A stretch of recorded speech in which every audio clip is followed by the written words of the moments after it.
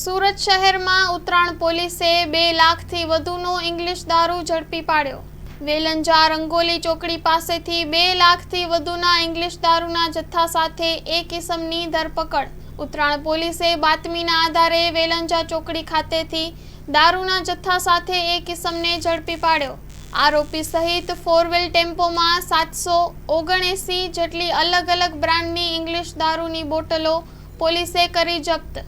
કલ્પેશ પટેલની ઉત્તરાયણ પોલીસે કરી ધરપકડ।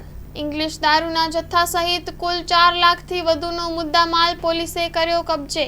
Story report by Bhavesh Rana, Surat. માં motor driving, safe and sure driving. Driving એ શોખ સાથે આપની મોટી જવાબદારી પણ છે। અમારા ઇન્સ્ટ્રક્ટર દ્વારા સચોટ અને સરળ માર્ગદર્શન। આપની રોજની તાલીમની માહિતી મેળવીને શું અધુરાશ છે તેના ઉપર પૂરું ફોકસ કરાય છે।